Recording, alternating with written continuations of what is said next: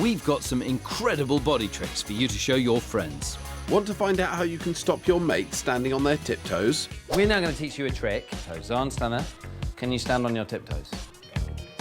Look at that, well done. So, Xand, I want you to stand against the door. And I just want the tips of your toes very slightly beyond the door. Just stand so your whole chest is against the door. And you're like that. Stand on tiptoes. Come on, stand on tiptoes. Yeah! No, I can't do it. I can't do it. This And it's not just Xand that can't do it. He can't do it, she can't, and nor can he. Oh, cheating, you moved your feet. So you all failed to do it, didn't you? Now, does anyone know why? The door being there, you can't go forward and you push backwards and stay on the ground. Alex is absolutely right. When you go on tiptoes, it's not just your muscles pushing you upwards, which is easy. You've also got to balance. And to do that, your brain tells you to move forwards, then upwards to distribute your weight evenly and stop you from falling. So if you can't lean forwards, you just fall backwards like that. Or like that. Ouch. Some people think that kissing is disgusting. Well, some people think it's quite nice. Well, take a look at this and make your own mind up. I'm going to show you how bacteria are good for you. Look at all of these people. Now, they all look different, but they all have something in common. Every single one of them is covered in millions of bacteria. We all are. But don't worry, this is completely normal. In fact, we need bacteria to survive. Now, this is a Petri dish, named after its inventor, Julius Richard Petri. Doctors like me use these dishes to grow bacteria and see what lives on our bodies. That's what I'm going to do now, starting with our lips. Who's going to give me a kiss? Anyone can give me a kiss. What I want is a kiss, a nice big kiss on that. What we're trying to do is look at what grows in people's mouths and things like that. Carrots. Carrots? Will anyone give me a kiss? I'll ask your girlfriend for a kiss. A more manly kiss from you, all right? Can we get a nose pick as well? It's less exciting than a kiss. I'm just going to see what comes out of people's noses and what comes out of their mouths. I can't do this in the straight, put up my nose. Go on. Oh, you are good. That's gross. He's a nice man, isn't he? Yeah. Oh, thanks. The kisses and nose swabs will now go off to be grown in a special laboratory. And after 5 days, it's time to see how the bacteria have blossomed. This is Dr. Richard Drew, microbiologist and expert in all things gross. And now the kisses have gone all furry. Well, that's bacteria for you. So what kind of bugs have we got here? We have a lot of streptococci, which is kind of the slightly greeny colour around the lips. But up here where their nose would have been, you can see the yellowy bugs growing. And these ones are more like Staphylococcus aureus. Sounds like a dinosaur.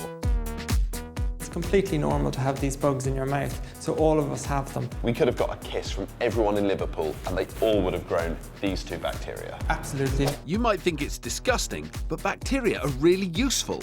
They're important to have. For example, we've got bugs in our gut and they help to digest food. And they fight disease too, by increasing the acidity in your gut to the point bad bacteria don't want to move in. So what about the weird things that live up our nose? This one we found a lot of E. coli and a lot of Staphylococcus as well. Now, E. coli can be dangerous. They do cause disease, but living up your nose, or commonly living up your bottom, is completely normal and completely safe. It's when it gets into blood or other bits of your body which shouldn't have it, like the brain or the joints, that it can cause problems. This one looks like cheesecake. Yummy. So our bodies are covered in bacteria, but that's not just normal, it's good, because our bodies are amazing at protecting the bits that need to be protected, which is why kissing is fine. A bit disgusting, but fine. Ouch. We've got some incredible body tricks to show you. Want to find out how to stop your friends moving with just one finger? OK, so guys, come and stand in a ring, but arm's length, because I don't like the way you all smell. So you all have to stay there. I'm going to stop you from standing up with one finger. No, you're not. OK, Xandi, sit down. OK, now I want you to put your head against the wall. Okay, and I'm going to stop you standing up with just one finger there. Okay, so now try and stand up. Stand up. So what you've got to do is make sure that your hands are on your knees and you're just using one. Now, do you think one of you could stop Xand standing up? Who's the smallest? So why don't you come forward, put the point of your finger like that. Have you got long nails? You'll never stop me fighting. Okay, now Xand, Never do. ready? It's not just Xand that can't stand up, though. No one can.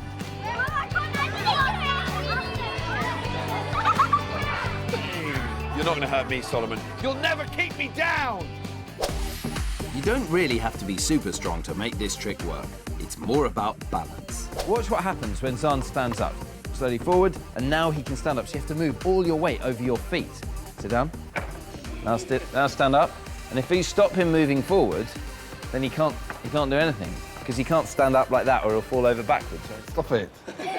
Sorry. So try it yourself and see how you can be a superhero with just one finger. Ouch! Now it's time for us to hit the hospitals to show you what goes on. Today, Xand is on duty in the plaster room. If you break a bone, you'll come here to get it plastered. Plastering broken limbs is a technique that's been used for over 200 years and This team sees hundreds of patients each week. so they need to work fast. A plaster cast keeps a broken bone in place so that it can heal in the correct position. Jack, I'm Dr. Xand. Can you tell me what's happened? I've broken my thumb, tripped, and it snapped. This bit here. Right in the joint. When you get a cast like Jack, first a sock goes on to stop the cast itching. Then a layer of cotton wool padding. And finally a layer of plaster, which sets super quick into a hard shell. So you're just going to look like, yeah, Jack says yes to this. Now everyone who gets a cast on obviously has to have it taken off. Like Jordan here. Jordan, what did you do? Broke my ankle. How'd you do that? I was playing rugby. Love and kisses. Looks like it might all have been worth it. To get that cast off requires a saw, but not just any saw. Check this out. What this saw can do is distinguish between hard and soft things.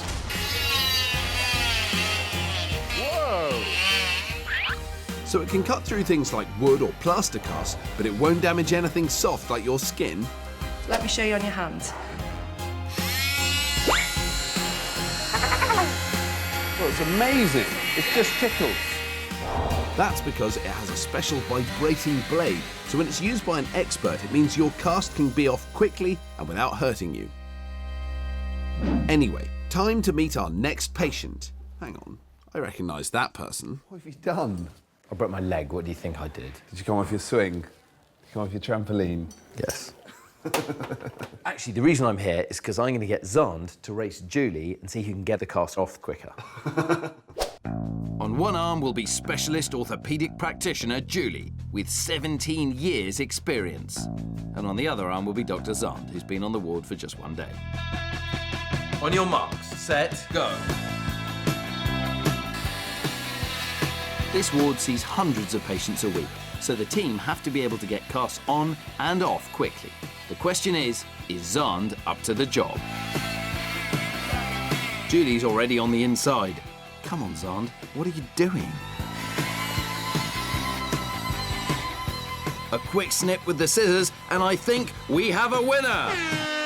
Somebody is still going, though. No!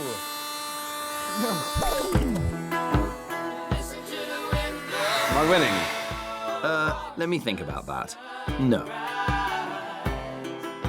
Oh my goodness, is he ever gonna finish? Yes. About time, too. What was the margin? Julie, you finished in an impressive 51 seconds. Xand, you took just under 5 minutes. If you worked here, which would be ridiculous, Julie would see 5 times as many people as you. That just goes to show how skilled experts like Julie are. So if you break a bone, you'll be in safe hands, quite literally. What I want you to do is get your right finger up in the air. Okay, now I want you to trace the number 6 big in the air, like that. I want you to keep doing it. So see if you can keep your foot spinning clockwise while you make a big number 6. You can't do it. I can't do it. I can. Okay, so who understands why you can't do the trick? Because your finger is going the opposite direction to your foot, so it kind of confuses your brain. Excellent work, Tess. When we draw the number 6, it's an anti-clockwise movement. When we try to move our foot clockwise, our brain gets confused and tries to make them move in the same direction. Your brain finds it very hard to coordinate 2 circles, one going that way and one going the other way. But some of you found that if you drew the letter 6 clockwise, it's very easy, because everything moves in the same direction. I fooled with all of your brains. And that's why this lot will never be able to do it. And we bet you can't either.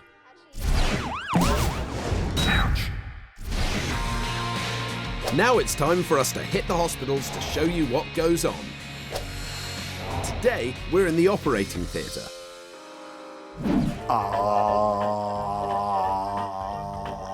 Can you see my tonsils? Of course you can't. They were taken out when I was 6. But what are these so-called tonsils? What do they do? Why were mine removed? I'm on duty with the tonsil team to find out. Your tonsils sit at the back of your throat. But what are they doing there? Meet Dr. Anand Kasbakar. He specialises in the ears, nose and throat. We don't 100% know exactly what the tonsils do. What? But we have a fairly good idea. They fight bugs. Essentially, they're your body's line of defense. Why do they get infected themselves? Sometimes it's just too much for them to fight. And the tonsils themselves enlarge, they get inflamed, which causes pain. And it's when your tonsils become so inflamed and painful that you might need to have them taken out. But don't worry, your body can cope perfectly well without them. There are plenty of other glands and other bits of your body, like your tonsils, that fight infection. So if you've lost your tonsils, don't worry. Well, that's a relief. Now I'm going to see some tonsils removed. So let's see who's on the ward to have theirs out today. This is Bailey. How big do you think your tonsils are going to be? I think they're going to be about that big. Whoa, you think they're going to be pretty big? Show me them. Ignore the dangly bit in the middle. These are the tonsils. Bailey's tonsils are absolutely massive. They're lumpy, they're big. They really look like they need to come out. What do you think?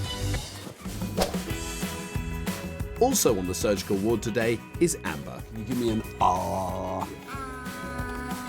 Oh, look, there they are. Have you done this in the mirror? So, Bailey and Amber about to have their tonsils out. But I wonder whose are going to be bigger. Let's go find out. This is the operating theatre. So this is very exciting for me. We've been allowed to come in and watch this surgery, which is amazing, but it's particularly amazing because it's an operation that I had and I've never seen it. First up to get her tonsils out is Amber. She's fast asleep and the team are ready for action. What Anand's doing is he's taken the tonsil and lifted it out of a sort of pocket of muscle that it sits in, so it's almost on a stalk. And then he's using the electrified tweezers to gently pull the tonsil away from its surrounding tissue. And it's almost like when you peel a piece of chicken skin off a chicken breast, you can kind of find the right direction to go through and lift it out. So that is the right tonsil coming out now. So this is the second tonsil coming out. There it is. So Amber's tonsils are about as big as grapes, but will Bailey's be any bigger? On to tonsil takeout number 2. And this time we've got surgeon Sue Day in the hot seat, and she prefers to use a different technique. So Sue's grabbed Bailey's tonsil, and then she's using this very clever probe to basically burn away the tissue so that she can remove it. And there we go, number 1. And hot on its heels is number 2. And as predicted, they look rather large. How did those tonsils from Bailey compare to the ones we saw from Amber? I think Amber's tonsils look fairly infected and almost crumbly. And yeah, crumbly and a bit shriveled, and that can happen with lots of attacks of tonsillitis. But Bailey's are certainly bigger. So look in there. No more massive tonsils, which means, like Amber, Bailey will be infection and pain-free from now on. So that's it. 2 tonsils out. It's a really straightforward operation. It's all done in less than half an hour. Absolutely amazing. Ow! Did that hurt? Yes, get off. Okay, what about this? No, but get off, I don't like it. We all experience pain. You've got over 3 million pain receptors throughout your body. But some areas like this have more receptors than other areas, like this. Now, I know I shouldn't be pinching you, Xand, but it was all to explain pain receptors. Pain receptors are specialised nerve endings. They act as messengers, so when they detect something painful, they tell your brain you're hurt. Pain can be really useful sometimes because it stops you accidentally damaging your body. But why is it we feel pain differently in different situations? Sometimes you can stub your toe and be in terrible agony. Other times you cut yourself really badly playing football and you don't notice till the end of the match. And that's because pain is in your brain. And this means that you can reduce the amount of pain you experience, and we're going to show you how. But before I show you this clever trick, I'm going to inflict a little bit of pain on Xand so that we can see how a person reacts normally. Oh, good. This is a heat stimulation thermo. It's a pain machine. I'm going to put it on the back of Xand's hand and turn up the temperature until he can't stand it anymore. And I'm going to do the same to him, and we'll see who can take more pain. It's a little bit dramatic, isn't it? This medical device is used by scientists to test people's sensitivity. The end of the rod will get increasingly hot the more I turn this dial up. It won't burn, but let's see how much heat Xand can take by letting his body send pain signals to his brain just like normal. Okay, ready, Xand? Yep. Ah! No, it's not on yet. Put your hand back. Right. So that's the temperature of the probe. I'm going to start turning it up. Remember, we can only do this because we're doctors. Yeah, it gets warm. Yeah, it's warm now. Let's turn it up a bit more. I can definitely feel that there's a hot thing. Ah, yeah, okay. And a bit more again. So that's really burning now. Yeah, ow. Yeah, that's enough. Xand has managed to stand the pain up to a temperature of 45.2 degrees. It was definitely painful. It wasn't just you kind of wimping out. No, it was painful. It was getting more painful. And there was definitely a moment where it just suddenly was just like, oh, no, I want to take my hand away now. That's too painful. Okay, my go now. Now I'm going to try the same thing on Chris. Only I've got a trick up my sleeve. I'm going to distract my brain, and that means I should be able to take more pain than Xand. So let's see how long Chris can last. Chris, this is going to hurt you a lot more than it's going to hurt me. We'll see about that. I'm going to use a different technique to Xand. I'm going to distract myself, and I'm going to really pretend that this doesn't hurt, and I reckon I can take more pain. I'm on a beach. I'm on a really sunny beach. I'm feeling really good. You're not on a beach, Chris. You're in a lab with a red-hot probe sticking into your hand. It's not red hot. It's barely hot. Is it on? How's that beach feeling now? The beach is quite hot now. Okay, I'm done. So let me tell you how you did. 48.2 degrees. So that beats you by 3 degrees. No. Yeah. Really? Yeah. There's absolutely no way I could have gone another 3 degrees. Yeah, it really does work. So next time you've got to go to the doctors and have an injection, try it and see how you get on. Yes, it's a clever trick. If you think of something relaxing, you'll find it easier to cope with pain. Don't feel a thing.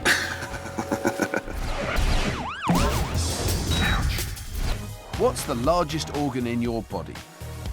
Is it A, your heart, B, your lungs, or C, your skin? The answer is C, your skin. And when you're cold, it gets covered in goosebumps. But why? Sounds like a case for Investigation Ouch. Ouch. Behind this glass, it's colder than the freezer in your kitchen. It's actually colder than the North Pole. In fact, it's colder in here than the coldest place on Earth. That's Antarctica. This is called a cryogenic chamber, and I'm about to get inside. That actually sounds like a terrible idea. A cryogenic chamber is a freezing cold room used to treat common health conditions and help top athletes recover from injury, helping to repair their muscles. But today, I'm using it to find out how our bodies react in extreme cold. That room is minus 60 degrees, and the room behind me is minus 135 degrees. That's 5 times colder than the coldest day ever recorded in the UK. What's it going to feel like? Chilly. This is Renate Zajay, and she'll be monitoring me to keep me safe when I'm in the cryogenic chamber. So clearly I'm going to need a very warm coat to go in there. No, just very, very small clothes, not very warm clothes. This is it. This is all I get. This is only that. Perfect. What do I mean perfect? This doesn't look like nearly enough clothes. I might be cold, but at least I'm going to look stylish. Headband, vest, shorts, 2 pairs of socks, clogs, face mask, gloves. I told you I'd be looking good. So I've got James with me filming, but James can't come in with that camera. So I've got a special camera with me, which I can take in there. So I'm not going alone, you're coming with me. Here we go. And it'll be so cold in there that I need the face mask to stop my snot and saliva from freezing. Whoa. Whoa. Oh, okay. It is very cold, but it's quite manageable because it's very dry. It's also it's almost sort of foggy in here. So the room I'm in at the moment is as cold as the coldest temperature ever recorded on Earth. But this room is just preparing my body for the next room, which is twice as cold. Minus 135, here I come. Oh! Okay. It's so cold in here that I can only stay in for 3 minutes, and Renate will be monitoring me the whole time to make sure I'm safe. It's very hard to describe quite how cold this is. The closer I get to the floor, this is now very, very, very cold. It's very hard to think it's so cold, actually. The shock to my body is making it hard to control my breathing. I'm getting goosebumps all over my arm, and you can see every single hair on my arm is standing straight up. And the reason that's happening is that my body is trying to trap a layer of air very close to my skin. And I'm shaking a lot. Shivering like this is my body getting my muscles moving to generate heat and keep me warm. As my hand gets cold, you can see all the blood goes out of my skin, and now my fingertips are going absolutely white. Very, very cold indeed. That's because as my body gets colder, it's making a choice. It's taking the blood away from the parts of my body it can do without, like my fingers and toes, and putting it into the center of my body to keep vital organs like my heart and brain alive. I'm now coming up to almost 3 minutes. I will be very pleased to come out.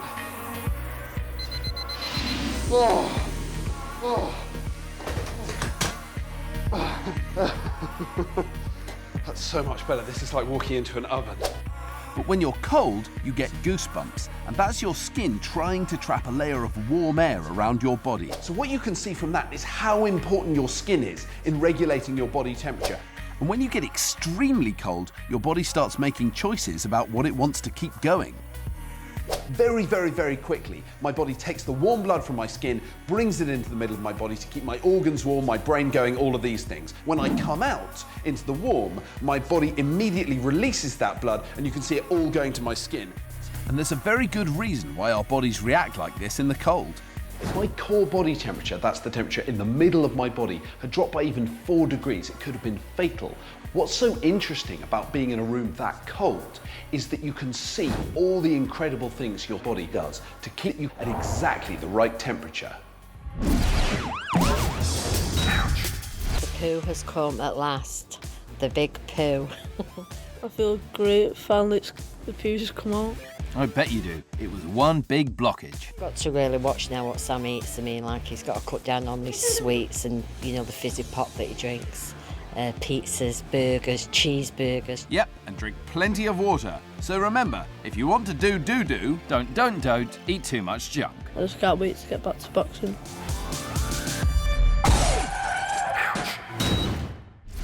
We've got loads of amazing body tricks to show you. Here's how to stop your friends from simply moving a leg. I'm going to show you that I can stop Chris using his leg without even touching him. That's how strong I am. Do you think I can do it?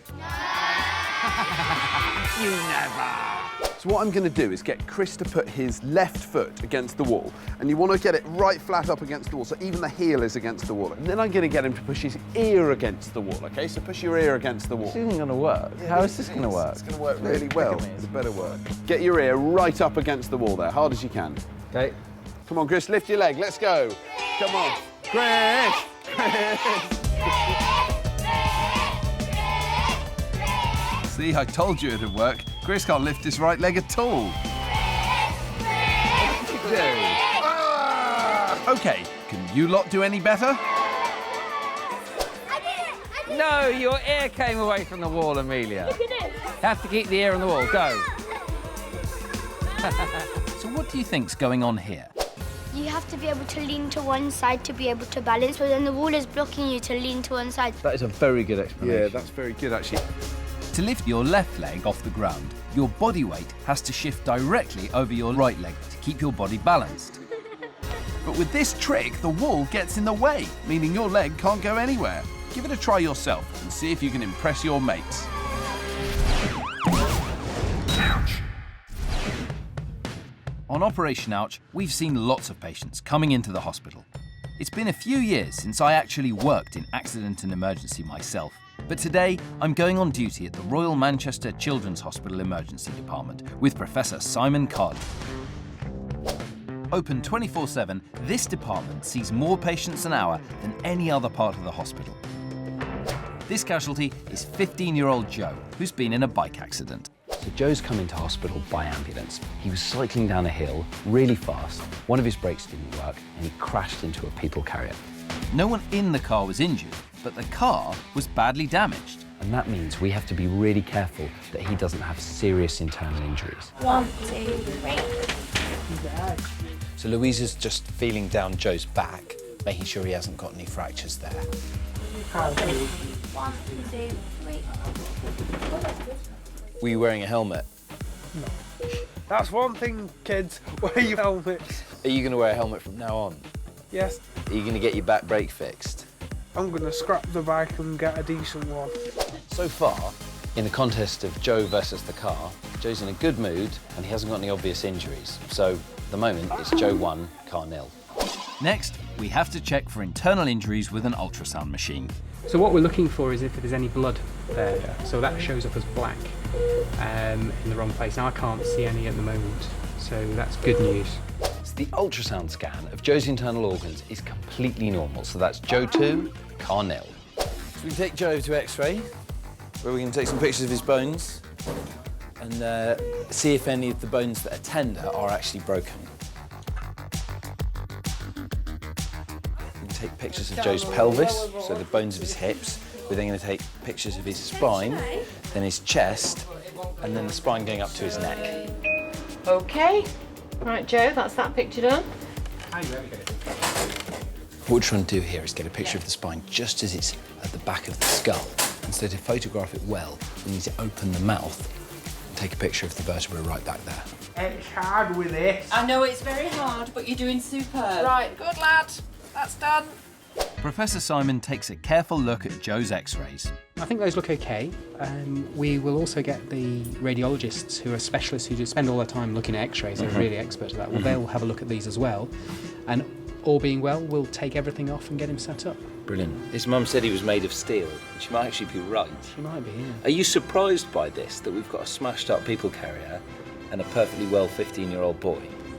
I guess I'm a bit surprised, but I'm also quite pleased, really. Yeah. So astonishingly, Joe's X-rays are completely normal. So that is Joe 3, car 0. Ready to go home? Yeah. So in the man versus car contest, we have a winner. Yeah. It's a great result, but it's been a lucky escape for Joe. Things could have been a lot worse.